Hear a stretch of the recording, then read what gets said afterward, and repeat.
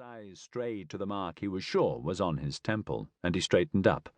"What's that got to do with us? This city still has a police force, doesn't it?" "Major Freilinger instructed me to tell you that one of the victims is a fellow military intelligence Abwehr officer, Lieutenant Händel." "Stefan Händel?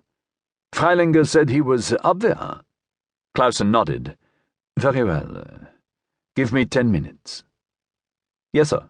10 minutes. Clausen was an experienced NCO. The 4 green stripes of a master sergeant on his arm were proof of that, and a good NCO knew how to frame a statement to an officer so it sounded like an order. Reinhardt flushed again at the picture he must make, picked up his towel and toiletry bag, and stalked out of his room down the corridor to the bathroom. He bent over one of the sinks as he felt the churning in his stomach come heaving up. He retched, his head beginning to pound as he doubled over, but, as so often, nothing came up, only a sickly rasp of bile, like the viscous residue of his life and work. His stomach calmed eventually, and he shivered as he stayed bent over the sink, the hammering in his head turning into a dull ache that squatted in the top of his skull. He rested his head in his hands, eyes pressed into the heels of his palms. Another night, and he had hardly slept, and what sleep he managed gave him no rest. Another night spent in the cells under the prison, facing prisoners of war across bare rooms under caustic lights. Another night spent piecing together the puzzles these men represented, pulling together information and intelligence from a dozen other interrogations from the nights and days before them, here and elsewhere. Norwegians, Frenchmen, Englishmen, Australians, Arabs, now Yugoslavs, partisans. They had all come and gone in front of him since this war started. The pipe shuddered and coughed a spray of water into the cracked porcelain of the basin. He swallowed a couple of aspirin, drank as much water as he could, then carefully shaved, looking through his reflection. He rinsed off and only then allowed himself to look in the mirror. Not quite as bad as he felt, he saw. Dark blue eyes like pits, cheeks gaunt above the tight line of his mouth, the close-cut cap of his brown hair greying at his temples. An average face, one that would go unnoticed in a group of 3 men, as his old police instructor used to joke.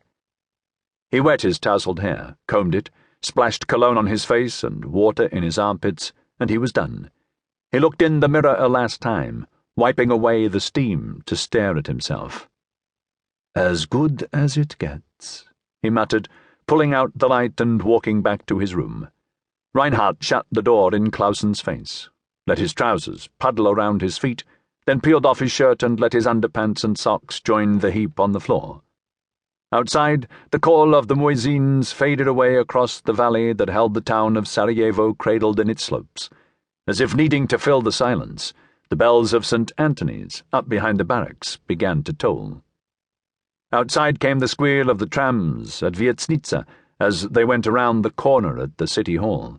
He twisted his shoulders into his suspenders, sat to pull on his boots, pausing a moment to stare at the picture of his dead wife in its silver frame on the bedside table, tracing a fall of hair with a fingernail along the glass.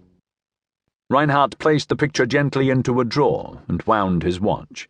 It was just a cheap Phoenix, but winding it always made him think of the watch he had left behind in Berlin with Meissner for safekeeping. A pocket watch, heavy, old-fashioned, a British-made Williamson Hunter with an inscription on its silver casing, and the memory of his finding it as vivid as ever. He shrugged into his jacket, medals and metal clinking dully, closing each button with a firm movement as he stared at the window, thinking of nothing except the day to come and how to get through it. A step at a time, he knew. One after the other. Head down, back bent, eyes no more than 2 steps ahead, step after step, until the day was done. He cinched a wide leather belt around his waist and took his cap from a hook on the wall and his pistol from the tabletop, sliding the gun into the holster with a dull rasp of metal on leather.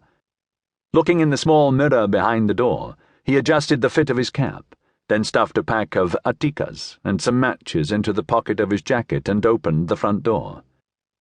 "All right, let's go," he said as he locked his door.